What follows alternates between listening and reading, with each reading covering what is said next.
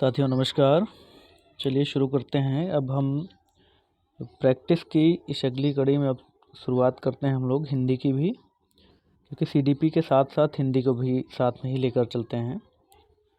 नहीं तो कहीं ऐसा ना हो कि यूपी टेट का एग्ज़ाम हो जाए और प्रैक्टिस चलती ही रह जाए। क्योंकि अब केवल एक सब्जेक्ट को लेकर चलने से काम नहीं चलेगा, अब 2-3 सब्जेक्ट एक साथ लेकर चलने होंगे, क्योंकि आपका समय रहते जो है प्रैक्टिस अच्छे से हो जाए।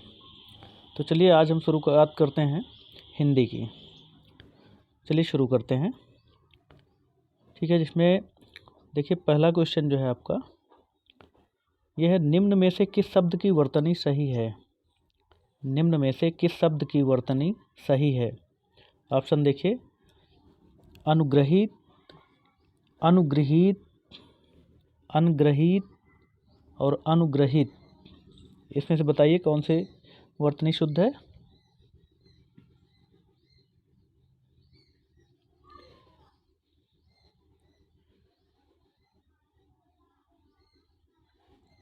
चलिए इस पे जो आपका ऑप्शन सही होता है वो है ऑप्शन नंबर सेकंड, अनुग्रहित। अनुगृहीत, ग्र नहीं पढ़ेंगे इसको, ग्री, अनुगृहीत। ये जो है ऑप्शन नंबर सेकंड आपका इसमें सही होता है, इसकी वर्तनी सही है, बाकी तीनों जो है गलत हैं। चलिए क्वेश्चन नंबर सेकंड देखते हैं। नेक्स्ट क्वेश्चन है, अपेक्षा का विशेषण रूप क्या है। अपेक्षा का विशेषण रूप क्या है। चलिए इस पे बताइए, सापेक्ष या उपेक्षा या निरपेक्ष या अपेक्षित।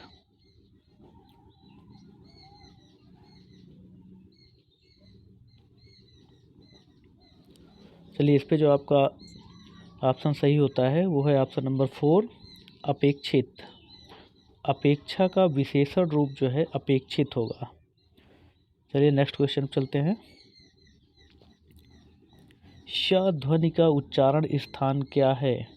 श ध्वनि का उच्चारण स्थान क्या है, इसको बताइए। दंत, मूर्धा, तालु या दंतालु, कौन सा होगा इनमें सही। चलिए बताइए।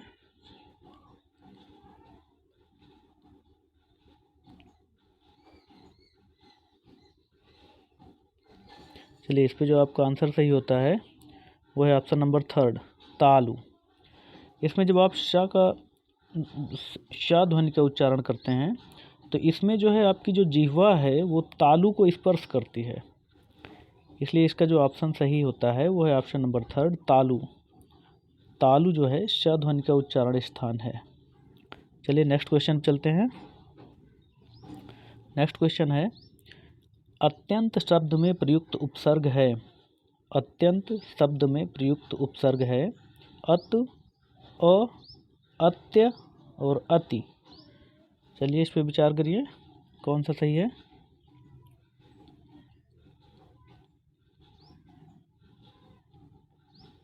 चलिए इस पे जो आपका आंसर सही होता है वो है ऑप्शन नंबर 4, अति। अत्यंत शब्द में जो प्रयुक्त उपसर्ग है वो है अति। इस पे इसका जो आप जब संधि विच्छेद करेंगे, इसका जब विच्छेद करेंगे तो ये आएगा अति प्लस अंत, यानी कि अति धन अंत बराबर अत्यंत होता है, जिसमें अति जो है उपसर्ग लगा हुआ है। चलिए नेक्स्ट क्वेश्चन चलते हैं। नेक्स्ट क्वेश्चन है आपका, उपत्यका का अर्थ है सूर्य जिस पर्वत के पीछे से निकलता है, प्राणियों के पेट का एक अंग है, या पर्वत का शिखर है, या पर्वत के पास की भूमि है। चलिए बताइए इसका उपत्यका का क्या अर्थ है। चलिए इस पे जो आपका आंसर सही होता है वो है पर्वत के पास की भूमि। उपत्यका का अर्थ होता है पर्वत के पास की भूमि। चलिए नेक्स्ट क्वेश्चन चलते हैं। नेक्स्ट क्वेश्चन है, ङ का उच्चारण स्थान होता है। ङ का उच्चारण स्थान होता है, कौन सा होता है ङ का उच्चारण स्थान। नासिक्य, कंठोष्ठ्य या मूर्धन्य या कंठ तालव्य।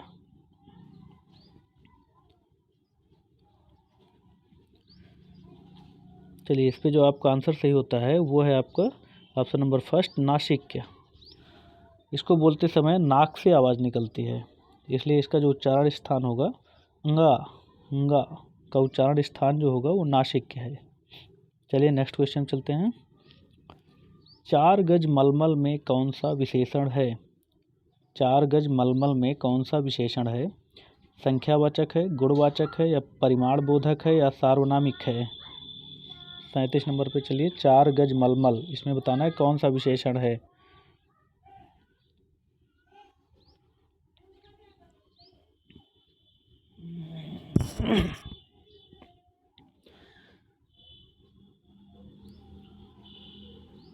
चलिए इस पे जो आपका आंसर सही होता है वो है ऑप्शन नंबर 3, परिमाण बोधक। ये 4 गज जो है ये मलमल की नाप बता रहा है। यहाँ पे मात्रा से तात्पर्य नहीं है कि संख्यावाचक है। 4 गज मलमल, ये मलमल की नाप बता रहा है। तो चलिए इसलिए इसका जो होगा वो परिमाण बोधक होगा। चलिए नेक्स्ट क्वेश्चन चलते हैं। शीश का तत्सम रूप क्या है? शीश का तत्सम रूप क्या है? शीशा, शीर्ष, सिरा, या शीर्षक?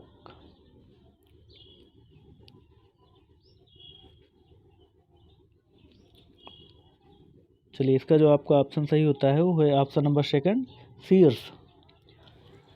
शीश का जो तत्सम रूप है वो है शीर्ष, अर्थात शीर्ष का जो है तद्भव रूप शीश है।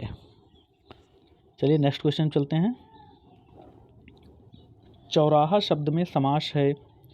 चौराहा शब्द में कौन सा समास है बताना है। कर्मधारय, द्वंद्व, द्विगु, अव्ययी भाव?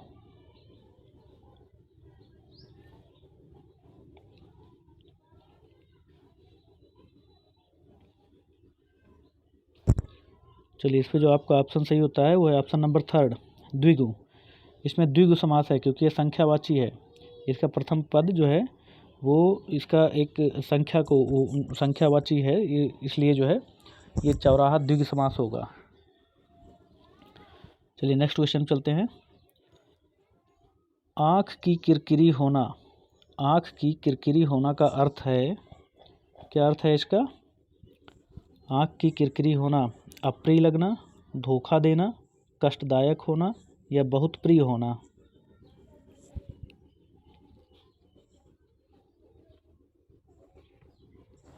चलिए इस पे जो आपका ऑप्शन सही होता है वो है आपका ऑप्शन नंबर 1, अप्रिय लगना। आँख की किरकिरी होना, इसका जो अर्थ होता है वो है अप्रिय लगना, एक मुहावरा है। चलिए नेक्स्ट क्वेश्चन चलते हैं।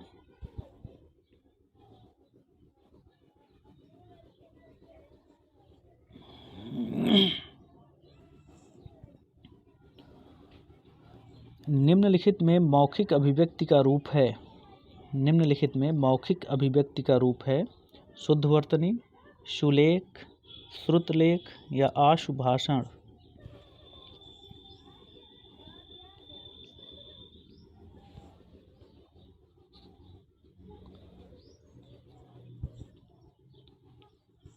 चलिए इस पे जो आपका ऑप्शन सही होता है वो है आशु भाषण। आशु भाषण जो है तत्काल किसी एक दिए गए टॉपिक पे जो है उसी समय तुरंत बोला जाता है, बना के उसी पे जो है मौखिक अभिव्यक्ति की जाती है। तो इसलिए इसका जो ऑप्शन सही होगा वो है आशु भाषण, मौखिक अभिव्यक्ति का रूप है। नेक्स्ट क्वेश्चन चलते हैं। हिंदी भाषा में कितनी बोलियां हैं? हिंदी भाषा में कितनी बोलियां हैं? 15, 25, 18, या 22?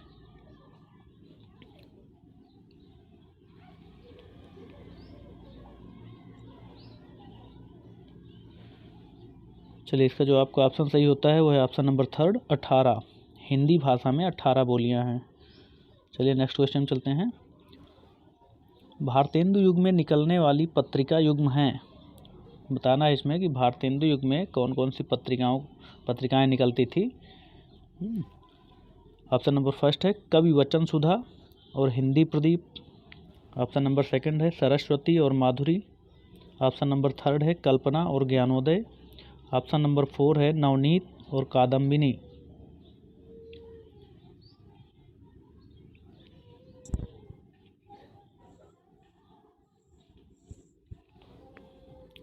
चलिए इस पे जो आपका ऑप्शन सही होता है वो है आपका ऑप्शन नंबर 1, कवि वचन सुधा और हिंदी प्रदीप।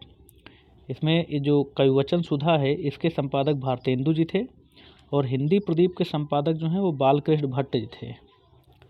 चलिए नेक्स्ट क्वेश्चन चलते हैं। तद्भव पत्रिका के संपादक का नाम है तद्भव, ये एक पत्रिका का नाम है तद्भव। तद्भव पत्रिका के संपादक का नाम है लीलाधर जगूड़ी, विश्वनाथ प्रसाद तिवारी, हरे प्रकाश उपाध्याय या अखिलेश।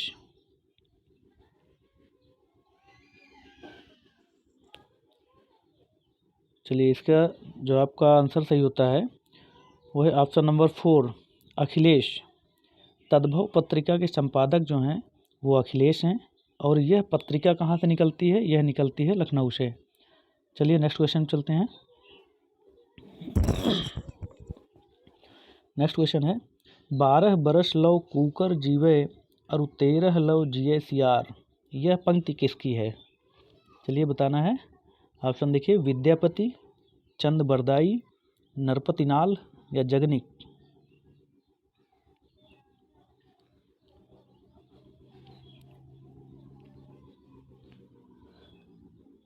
चलिए इसका जो आपका आंसर सही होता है वो है ऑप्शन नंबर 4, ये है जगनिक की। जगनिक की एक जो परमाल रासो इन्होंने लिखा है उसी से ये पंक्ति ली गई है। चलिए नेक्स्ट क्वेश्चन चलते हैं। निम्नलिखित में से किस देश में हिंदी भाषा का प्रयोग लिखने एवं बोलने में किया जाता है? फिर से ध्यान दीजिएगा, निम्नलिखित में से किस देश में हिंदी भाषा का प्रयोग लिखने एवं बोलने में किया जाता है? ऑप्शन है ऑस्ट्रेलिया, दक्षिण अमेरिका, पाकिस्तान और मॉरिशस।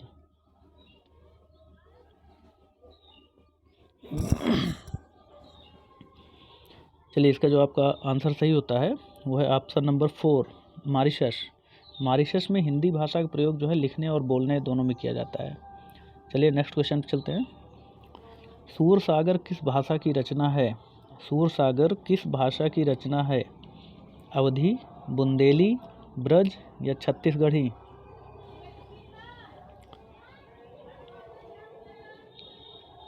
चलिए इसका जो आपका ऑप्शन सही होता है वो है ऑप्शन नंबर 3 सूरसागर जो है ये ब्रज भाषा में रची गई रचना है, ब्रज भाषा में है तो लिखा गया है। चलिए नेक्स्ट क्वेश्चन चलते हैं। वीरों का कैसा हो बसंत कविता किसने लिखी? वीरों का कैसा हो बसंत ये कविता किसने लिखी है? सुमित्रानंदन पंत या सुभद्रा कुमारी चौहान या इसके ऑप्शन हैं माखनलाल चतुर्वेदी, रामधारी सिंह दिनकर।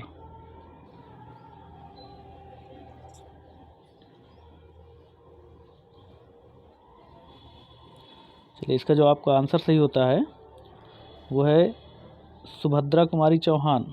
वीरों का कैसा हो बसंत ये कविता जो है सुभद्रा कुमारी चौहान द्वारा रचित है। चलिए नेक्स्ट क्वेश्चन चलते हैं। नेक्स्ट क्वेश्चन है आपका, निम्नलिखित में से कौन सी व्याकरण और वर्तनी से शुद्ध भाषा कहलाती है? कौन सी भाषा जो है व्याकरण और वर्तनी से जो है शुद्ध भाषा कहलाती है? साहित्यिक भाषा, प्रांजल भाषा, व्याकरणिक भाषा या मानक भाषा?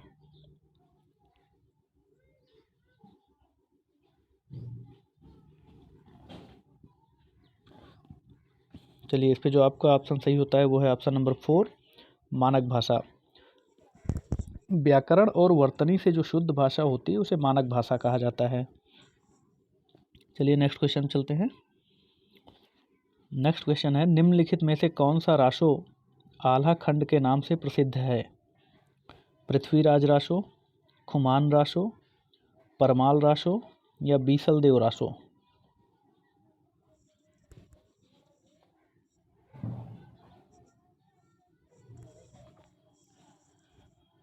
चलिए इस पे जो आपका आंसर सही होता है वो है ऑप्शन नंबर 3 परमाल रासो। परमाल रासो को ही आल्हा खंड के नाम से जाना जाता है। चलिए नेक्स्ट क्वेश्चन चलते हैं।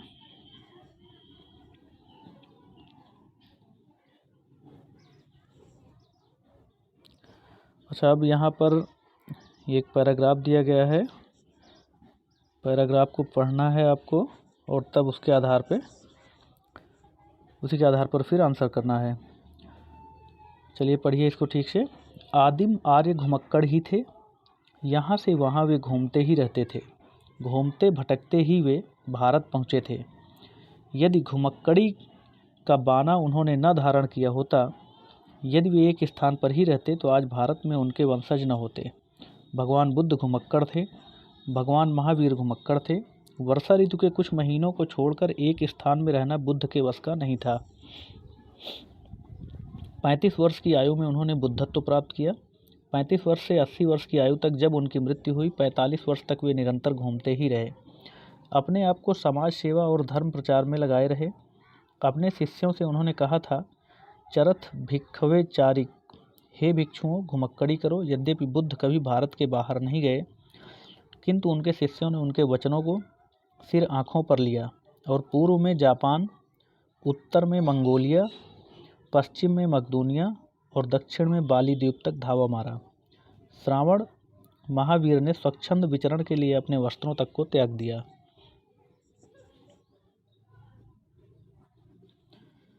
दिशाओं को उन्होंने अपना अंबर बना लिया। वैशाली में जन्म लिया, पावा में शरीर त्याग किया। जीवन पर्यंत घूमते रहे, मानव के कल्याण के लिए, मानवों के राह प्रदर्शन के लिए। और शंकराचार्य 12 वर्ष की अवस्था में संन्यास लेकर कभी केरल, कभी मिथिला, कभी कश्मीर और कभी बद्रिकाश्रम में घूमते रहे। कन्याकुमारी से लेकर हिमालय तक समस्त भारत को अपना कर्म क्षेत्र समझा। सांस्कृतिक एकता के लिए, समन्वय के लिए, श्रुति धर्म की रक्षा के लिए शंकराचार्य के प्रयत्नों से ही वैदिक धर्म का उत्थान हो सका। चलिए अब क्वेश्चन आते हैं, देखते हैं। क्वेश्चन है इसमें, घुमक्कड़ शब्द में कौन सा प्रत्यय है? अक्कड़, ड, अड़ और कड़। चलिए बताइए इसमें कौन सा प्रत्यय है? घुमक्कड़। घुमक्कड़ जब आप विच्छेद करेंगे तो क्या होगा? घुम धन अक्कड़। तो इसमें कौन सा प्रत्यय है? इसमें जो आपका ऑप्शन सही होगा वो है ऑप्शन नंबर फर्स्ट, अक्कड़ प्रत्यय है इसमें। चलिए नेक्स्ट क्वेश्चन पे चलते हैं।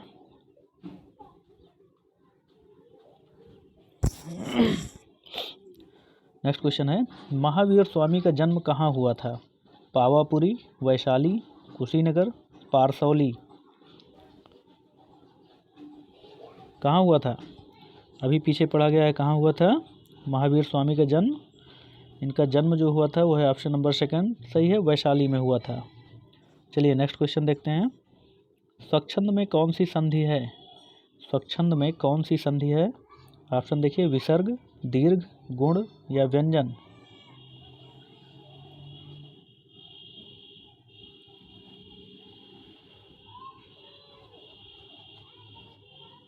चलिए इस पे कौन सी संधि है? स्वधन छंद बराबर स्वच्छंद। इसमें आपकी व्यंजन संधि है, ऑप्शन नंबर 4 सही है। चलिए नेक्स्ट क्वेश्चन देखते हैं। महात्मा बुद्ध ने जब बुद्धत्व प्राप्त किया तब उनकी अवस्था कितनी थी? 12 वर्ष, 35 वर्ष, 45 वर्ष या 80 वर्ष।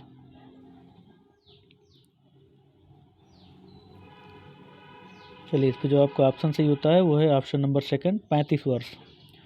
महात्मा बुद्ध ने जब बुद्धत्व प्राप्त किया था उस समय उनकी आयु जो है 35 वर्ष थी। नेक्स्ट क्वेश्चन चलते हैं। श्रुति धर्म का क्या अर्थ है? श्रुति धर्म का क्या अर्थ है? जैन धर्म, बौद्ध धर्म, मुस्लिम धर्म, वैदिक धर्म। चलिए इस पर जो आपका ऑप्शन सही होता है वो है ऑप्शन नंबर 4, वैदिक धर्म। श्रुति धर्म का अर्थ वैदिक धर्म से है। चलिए नेक्स्ट क्वेश्चन चलते हैं। नेक्स्ट क्वेश्चन है, निमिष शब्द का पर्याय है।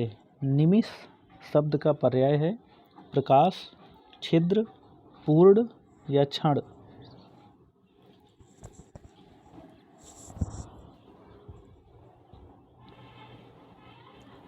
चलिए इस पे जो आपका ऑप्शन सही होता है वो है ऑप्शन नंबर 4, क्षण। निमिष से जो तात्पर्य है वो जो है क्षण से है। क्षण और निमिष एक दूसरे के पर्याय हैं। चलिए नेक्स्ट क्वेश्चन चलते हैं। नेक्स्ट क्वेश्चन आपके सामने है।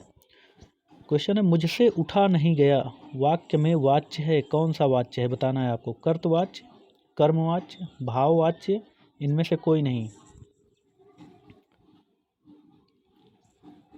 चलिए इस पे कौन सा वाच्य है बताइए। इसमें जो आपका वाच्य है वो है भाववाच्य। ऑप्शन नंबर 3 सही है। चलिए नेक्स्ट क्वेश्चन पे। जिसकी पूर्व से कोई आशा ना हो उसके लिए एक शब्द है, कौन सा है? प्रत्याशा, अप्रत्याशित, अपरिमेय या अनाहूत।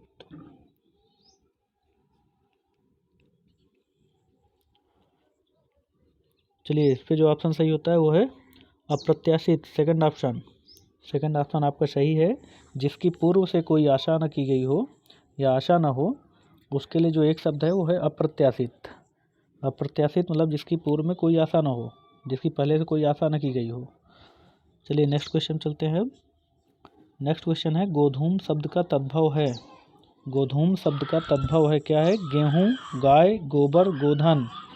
गोधूम शब्द का तद्भव क्या है? गेहूँ या गाय या गोबर या गोधन। चलिए इस पे जो आपका ऑप्शन सही होता है वो है ऑप्शन नंबर फर्स्ट, गेहूँ। गोधूम शब्द का जो तद्भव है वो गेहूँ है। गेहूँ को ही गोधूम कहा जाता है, यानी गेहूँ जो है तद्भव है और इसका तत्सम अगर पूछे तो गोधूम है। चलिए नेक्स्ट क्वेश्चन चलते हैं। नेक्स्ट क्वेश्चन है निष्कपट शब्द का संधि विच्छेद है। निष्कपट शब्द का संधि विच्छेद है, बताइए। निः धन कपट या निष् धन कपट, निधन कपट या निष् धन कपट।